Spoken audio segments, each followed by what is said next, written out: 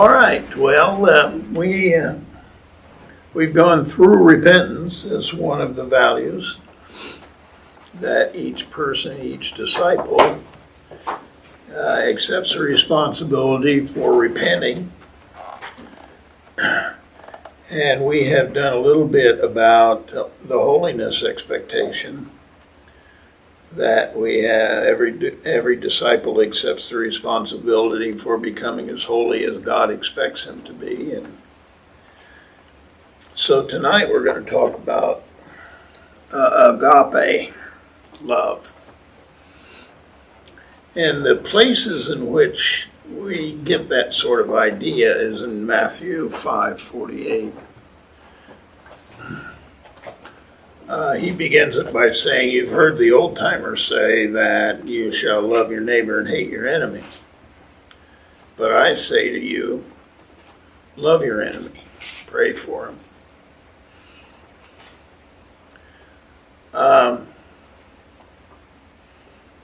You just kind of wonder about why he says it that way. It's an addendum to the notion of loving one's neighbor. Leviticus 19, 17, and 18 says, love your neighbor as yourself. And Jesus adds to that, love your neighbor as yourself, even if your neighbor is your enemy. And that really takes the notion of love to a whole new level. He argues that it is of no moral worth for a person to love people who love them.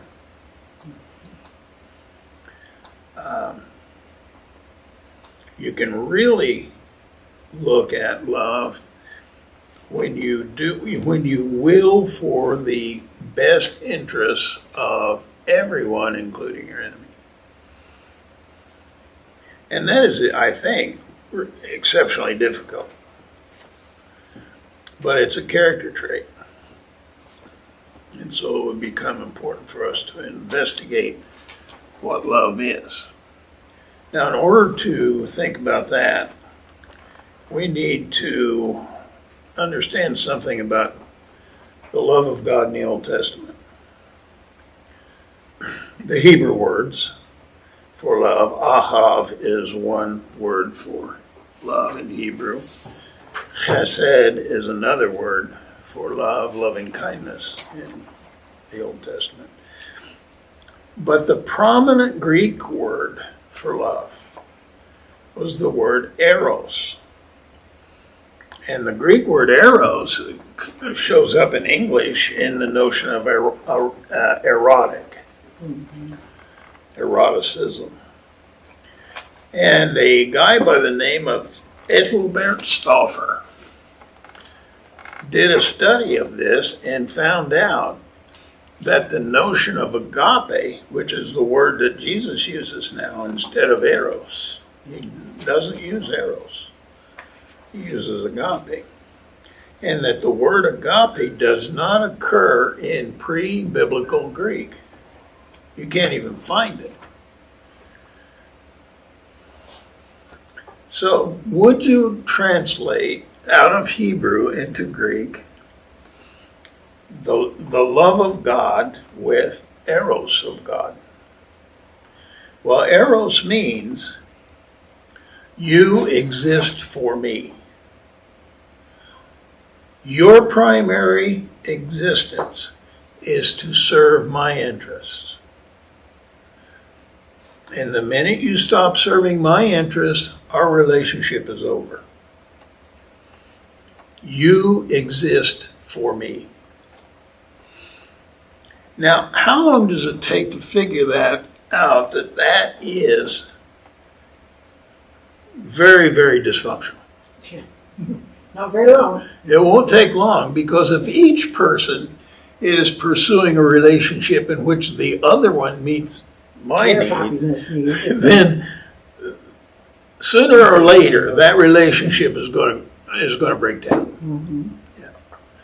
So you cannot use the word eros or anything related to the word eros to characterize the love of God.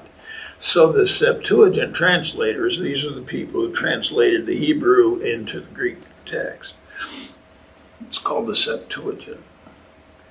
They experienced this difficulty. How in the world are we going to translate this love of God into a meaningful concept to a Greek audience when the only concept of love that the Greek audience knows anything about is you exist for me? Well, they picked a word that nobody knew. Virtually nobody had any idea of what the word agape meant. I suppose you've all come across words that you don't know the meaning of, right? So you scurry to the dictionary. Sometimes one of the things my philosophy students accuse me of is using words that aren't in the dictionary. Making them up. And I say, well, maybe you ought to get a different dictionary. But anyway, what do you do? Well, if you have a semantically empty term, you can pour the meaning into it that you want it to have. So now agape comes to mean I exist for your well-being. Completely reverses the notion of Greek love. And so now agape means I exist for, I used to say I exist for you, but that could be construed as enabling, and we can't allow that to be the case. I exist for your well-being. I am obligated to act in such a way that you become a morally better person.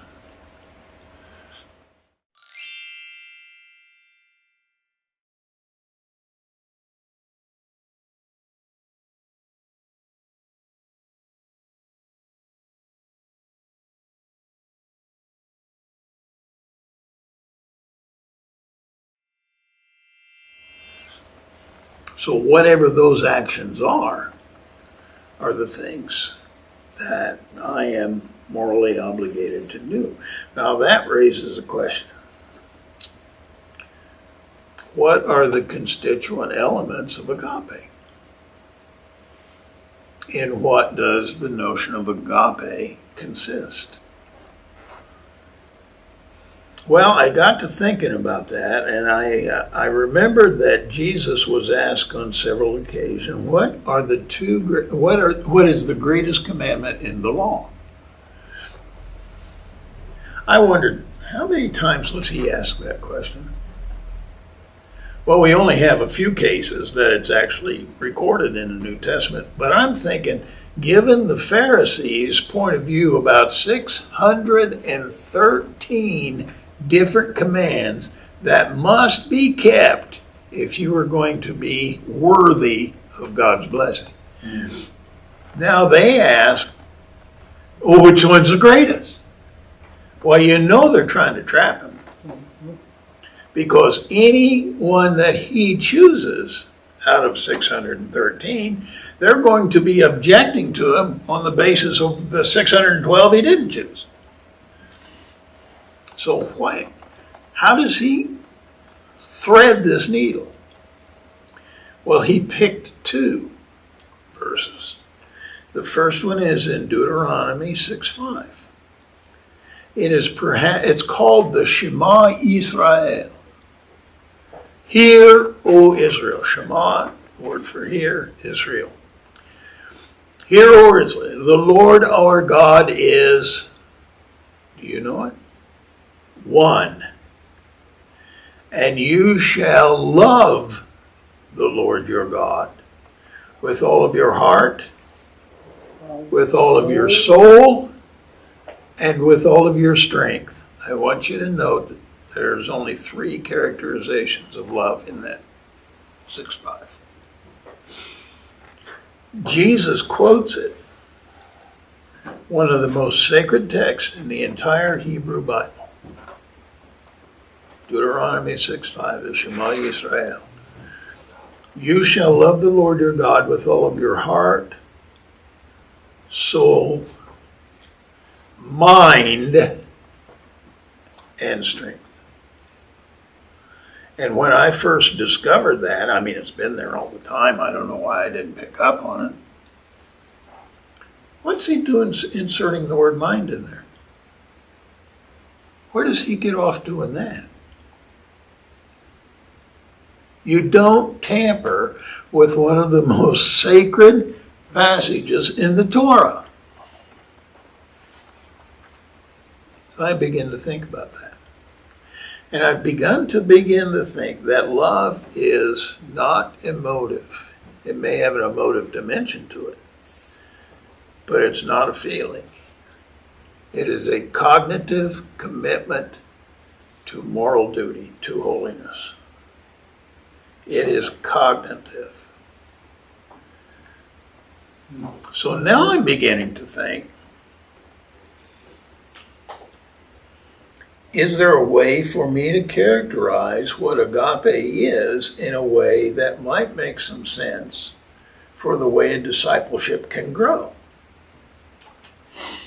Well, then I looked at the second of the quotations that Jesus made from Leviticus 19:18, which is love your neighbor as yourself. And when Jesus quotes that in the Sermon on the Mount, he says, love your neighbor even if he's your enemy. And that kind of woke me up a little bit, because I'm really not very good at loving my enemy. How do you begin to examine that? Well, I just love your neighbor as yourself. Well, you can look at your neighbor in a couple of different ways. One, you can look at your neighbor as anybody who is not you. But you look at them in the aggregate, not as individuals. So I've decided that I think that there are three ways to characterize this. One is that agape is about the effects of a decision or an action on the universe at large. I think Jesus got at that when he was at the end of the Sermon on the Mount, the 7th chapter of Matthew. He says, and we call it the Golden Rule, that you have a moral duty to do unto others what you would have them do unto you. King James, I think, says it. That's the way I memorize it. Whatsoever you would that men should do to you, do that unto them. Now, if you universalize that, would the world be better off? Would the world be better off if everybody did the act that you do? A philosopher by the name of Immanuel Kant characterized it this way, it's in the book. You have a moral duty to act in such a way that you could will that your action become a universal law of nature. If you can't will that everybody in the universe acts in exactly the same way that you do, then Kant says, you must repudiate it.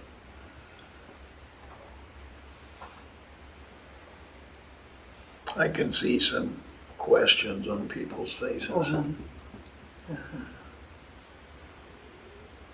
I used to have the question on my face too. But let's just go with this and say, okay, if there is something that I'm considering to do that I would not allow somebody to do to me, then I probably am morally obligated not to do it. Right. So I've turned this around a little bit, and I started to think about it. If you know when somebody treats you unjustly, then you know enough to never treat anybody in that manner. if you wouldn't tolerate it on a principle of justice, if you wouldn't tolerate it, then you have no moral right to do it to anybody else. Now that does restrict us into thinking, would the world be a better place? Because I am rather confident that I know what would be unjust to me. I hate it when people lie to me. I hate it when people steal my stuff. I hate it when people sleep with my wife. But it doesn't happen. But I'll cut that out.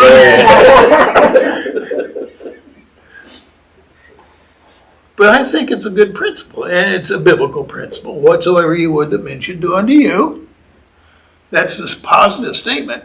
Whatever you would want them to do to you, you do it to them. The obverse of that is, if you know enough to know when you're being treated unjustly, then you know enough to not treat people in that way.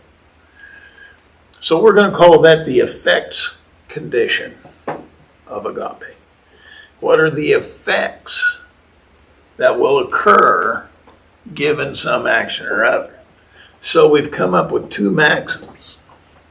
The first maxim is what we call the well-being maxim. And the well-being maxim said, well, I guess I could read it. No, I just want to recite it. The well-being maxim says that every disciple of Christ has the moral duty to act in such a way that he maximizes total aggregate well-being.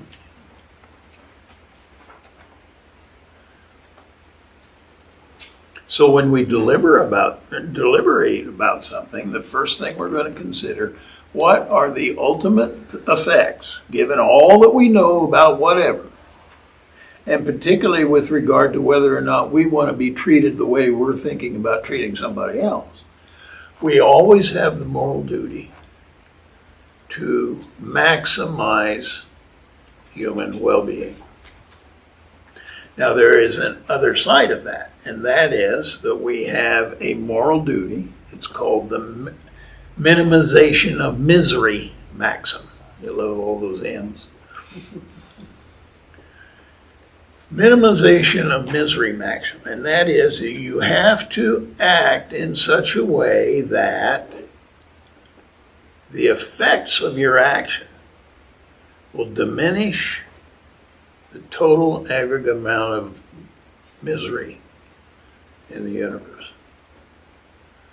And if you take your action together with all of the other people who would be acting under that same maxim, then the total effect on the world at large would diminish misery. Now, would it be eliminated? There was a reason why we didn't choose to eliminate misery. And largely because in the universe that God has designed, that's not going to be possible. Because if you eliminated misery, then there would be no room for the trait of compassion. Because nobody would hurt. And people have to decide how they're going to deal with their own misery. What kind of a person are you going to become when you are suffering from something, whether it's self-induced or whether it's induced by the actions of other people or whether it's induced by the actions of nature itself? You know, most of us would not choose to live in the path of a tornado, but a tornado may come in nevertheless. So, would you expect somebody to come to your aid to alleviate your misery if your house was destroyed in a tornado? Well, yeah.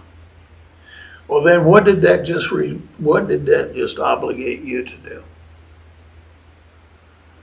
If you expect somebody to treat you as a neighbor in order to minimize your misery, then you have just imposed upon yourself that same obligation, moral duty.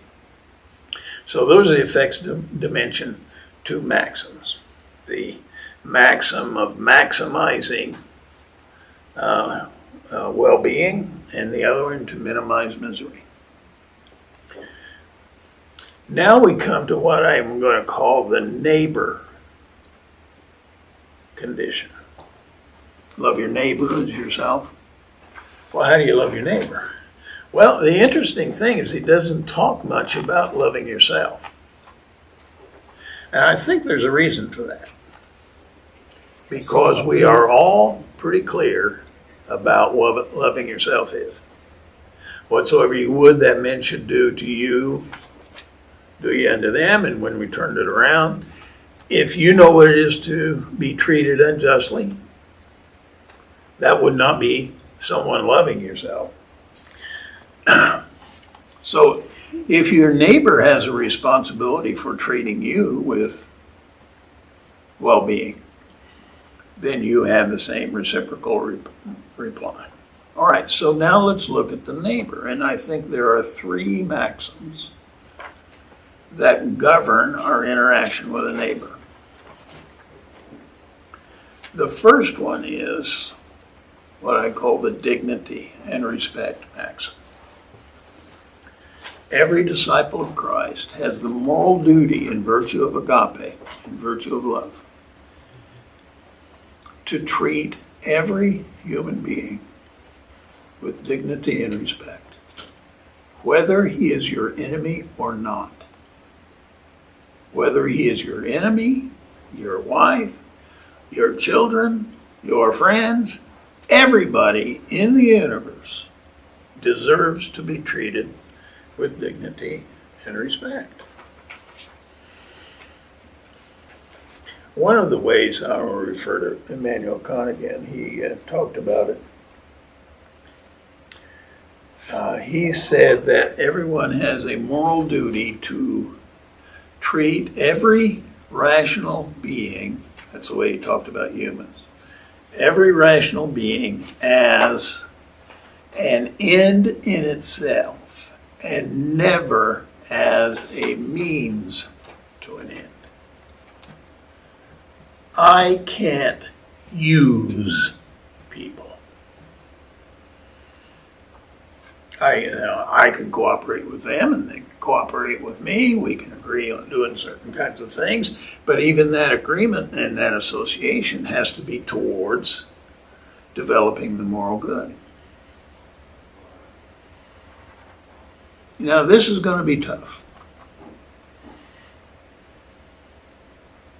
Because we don't want to treat everybody with dignity and respect.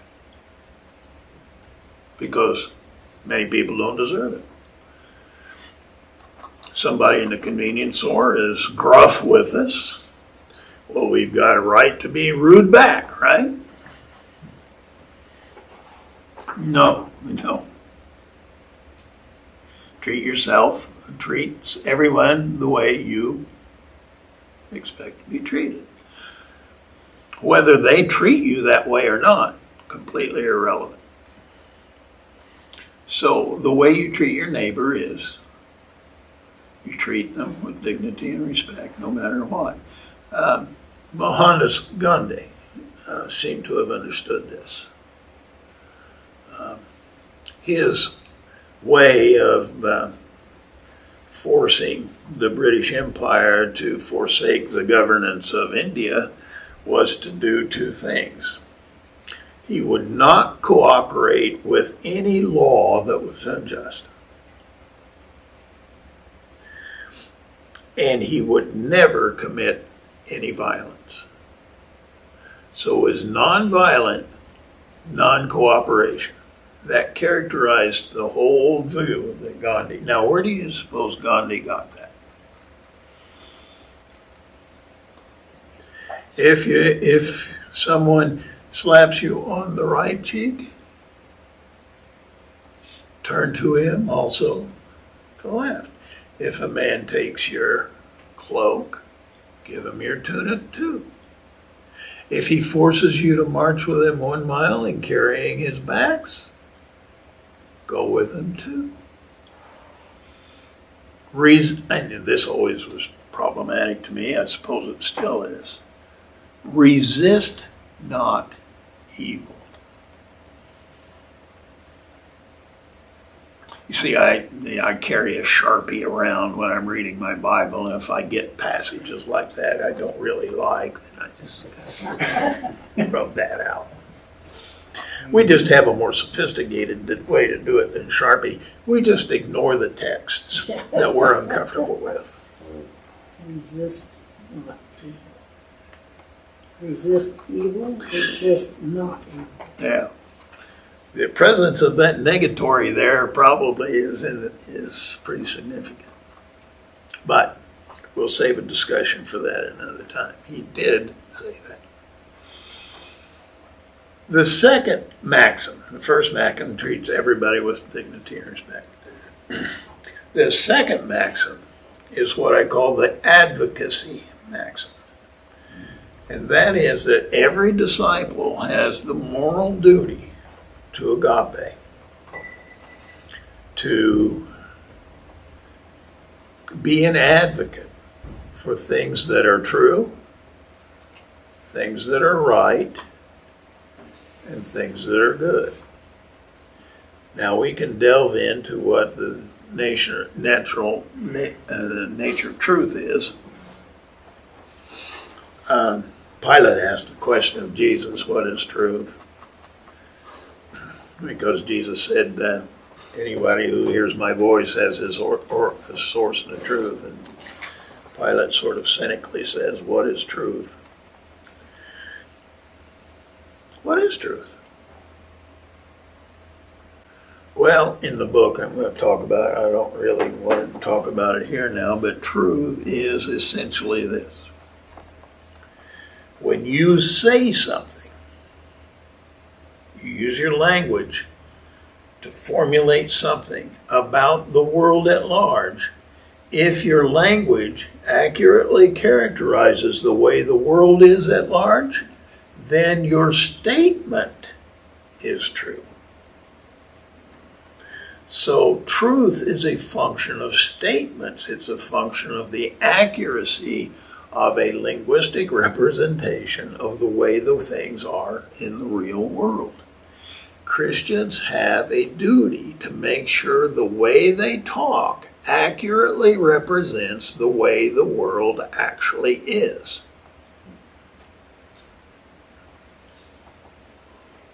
Right. The term right has to do with actions. The actions we take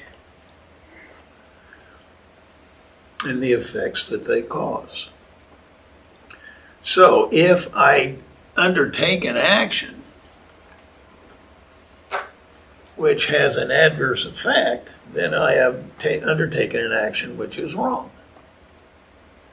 If I have undertaken an action which will enhance the well-being of people at large or minimize the misery of people at large, then that action is right. So we can have a pretty objective way of determining whether an action is right or wrong. What are the effects of the action on the world at large? Now, I want you to notice that we've talked about the world at large. These are not subjective considerations. They have to do with objective states of affairs. So we have a moral duty to be an advocate for what is true, an advocate for what is right, and an advocate for what is good. Good is the state of affairs that occurs after we have acted. It is also a characterization of the person who has deliberated in such a way that he acts in such a way that the effects of his action are good. So you have a good person undertaking a good action that has a good result.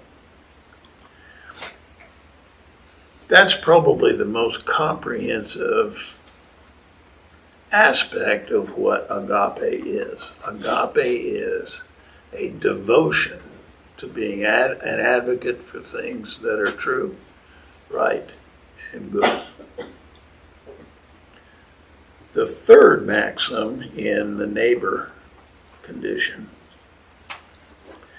is that a Christian disciple has a moral duty, and this is important, has a moral duty to be proactive in the reconciliation of all people to God and to each other. The most egregious principle that we're operating on as our culture, and probably this is not unique to our culture throughout history, it's been dominant. It's also one Gandhi resisted. When we are harmed, we think we have a right to do what? I have a right to retaliate. You hurt me, I get to hurt you back. The principle in law is lex talionis. Eye for an eye, tooth for a tooth. The law of the talon is what it means. But Gandhi made an interesting observation about that.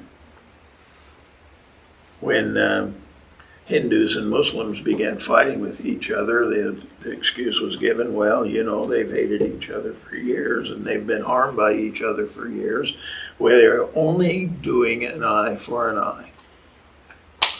And Gandhi's response was, an eye for an eye makes the whole world blind. It's got to stop. So where do you stop it? Well, Gandhi found a place to stop it under the principles of Jesus. It's non-violent, non-cooperation. You cannot force me to do anything that is unjust. I will take a beating from you before I will beat you back. Because when two people are beating on each other, you can't tell which one's just. Now, if somebody's there taking a beating, guess how easy is it to identify the person as being unjust? Isn't that a principle Jesus lived by? He was led to the slaughter, and yet he opened not his mouth. Did he resist? Peter, put away your sword. The cup which my Father has given to me to drink, shall I not drink it? He convinced Pilate, I'm not here to start an insurrection. I mean, if I was into retaliation against the Romans, my people would be in the street fighting now to make sure that I didn't get turned over to you. How much resistance did we offer? And Pilate had to say, well, you didn't offer any resistance. And we've been having this nice little conversation here about the interaction between your value system and whether or not it's a threat to the Roman Empire. And Pilate came out and informed the crowd, I find no grounds for the charge that you have leveled against him. He is not subject to Roman rule because he has broken no Roman law. Well, we want you to crucify him anyway. Hey, man, I'm washing my hands of this. I guess you can do whatever you want to do with him, but I'm not having any part of it, except he did have a part of it. So, what steps does the church need to make and do disciples need to make to heal alienation?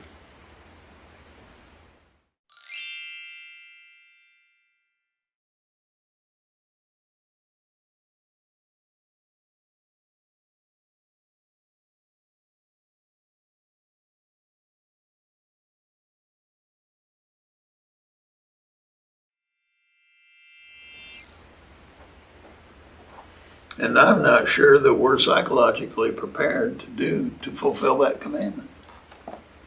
Pretty sure we're not, actually.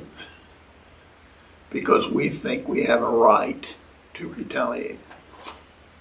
We have a right to revenge. And Jesus is here to say, no, you don't. I may not like that. I may get my little black Sharpie out and, eradicate all the places in the Bible where it says that, but I'm pretty sure I don't have access to all of the Bibles I need to mark out with a Sharpie. So there you have the three neighbor effects. There is the dignity maxim, the advocacy maxim, and the reconciliation maxim. Now you might notice that these concepts have arisen already in the notion of repentance that we've discussed a couple of times before. All right. The third condition is the self condition. What is my moral duty to myself? Love your neighbor as yourself.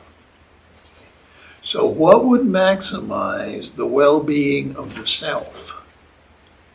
Now, last time we talked a little bit about this virtue-vice configuration, and we found I found and put forward 22 pairs of virtues and vices.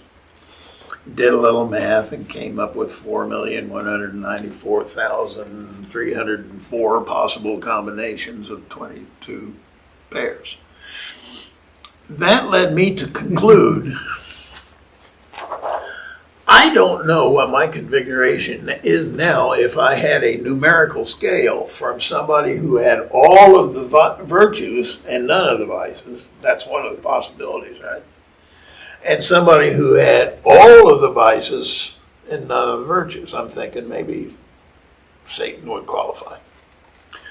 But in the range between those two extremes, where is any particular one at any particular moment? Now, you could construct that scale if you had the time and the energy, I suppose. I don't want to. I suspect. I don't want to be legalistic enough as a Pharisee to say that you are 2,931st on this scale. Seems kind of silly. But it does say that we need to self-evaluate the configuration we have chosen for ourselves and where we are at any particular moment. And wherever there is a deviation from virtue, we have a moral duty to eradicate the vices. So that's the eradication maxim of the self condition. We have a moral duty to eradicate all of the vices that we have chosen to use in configuration of the person that we are at the moment. Now, I've got some suggestions on that. I'd suggest that, and before you close your eyes and before the sleep medication takes over, just go through your day and identify maybe the top 2 or 3 places that you have violated the principle of love. I bet you can. And then what do you have to do once you've identified it? You have to say, God, I'm sorry. I can't believe I did that. I'm ashamed that I have done that. And I will commit to you that tomorrow I will strive for the reconciliation to the person that I have offended. And in addition to that, I will watch myself like a hawk to keep that manifestation of that vice from surfacing in a similar occasion. Now, will I always achieve my watchdog status? Probably not. Because some of those vices have been so ingrained in us that it's going to take some time and some effort for them to be dealt with. But we still have the moral duty. And I'd say every day, okay, let's do that. Let's do repentance every day, night, identify the sin, be ashamed for it, repudiate it, and achieve reconciliation. To the extent you can. Maybe you've been so sinful in that particular event that that person is going to be perpetually hateful to you. Hateful back. So your rudeness has caused the intensification of somebody's sin trait. And you want to accept responsibility for that? Well, yeah, you have to. Because you were responsible for it. Now they're responsible for allowing you to do it. There's the reciprocal part of it. So, the maxim of eradication, repudiation and eradication of the vice. And now we have the moral duty to acquire any virtues that we have not acquired.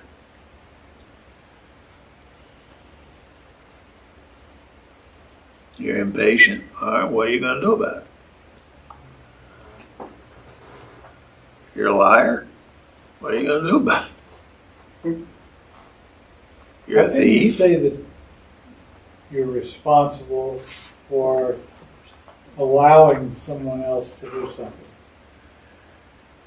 I am creating a condition under which a person might intensify a vice that that person has.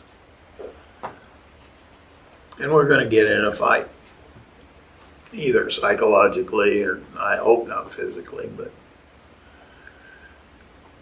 And that's the way I'd look at me. I say, in managing this situation, is the action that I am prepared to take going to create a condition under which I intensify that person's proclivity to a vice they already have? A passage in Romans comes to mind. I think it also is in Hebrews. Insofar as it depends on you, live at peace with all men. So we have to take into consideration not only our virtue vice consideration, but we also need to understand that everybody we interact with has a similar virtue vice configuration. It's not going to be identical to ours. It may be more egregious on the vice side than on the virtue side. And some people we're going to look at who are more virtuous than we tend to be. I had a discussion on Sunday morning. Somebody in the church wanted to pick on me. So I just quit. No, I didn't quit. She said, well, we all make mistakes. And she wanted to leave it there. Well, I'm not prepared to quibble about that. I'm pretty sure we all make mistakes. What do you do about it? But the point I made to her was the mistakes that Mother Teresa made are nowhere near as egregious as the mistakes that Hitler and his senior command made. There are relative degrees of mistakes. And how is it that somebody is virtuous as Mother Teresa, although not perfect, I'm pretty sure, but she is certainly closer to the perfection side than Goebbels or Himmler or Hitler or Mao Zedong or Stalin. So there is this gradation. And the point that we have to do with regard to the self condition is to continually move ourselves to the virtue side. And there is a scriptural justification for that. I suspect that most people think I'm talking about abject heresy here because we are sinners by nature. Well, I hope that's not true. 1 John 3:3. I'm going to say it until you remember it. Everyone who has this hope of eternal life purifies himself just as he is pure. Why, exactly how pure is he? He's totally virtuous, maximally virtuous with regard to every virtue. And we have the moral duty to move ourselves by eradicating the vices and by acquiring the virtues. Until when? Paul says in Ephesians 4:13. Until we all no longer babes, thrown about by every wind of doctrine, tossed around like people on waves. Until we become, and this is Paul's words, until we become the perfect man, as is measured by the full measure of the stature of Christ. The little book that we're talking about has as its subtitle, On Coming to the Full Measure of the Stature of Christ. And we need to work at coming to that. When we fall short, do we fall short?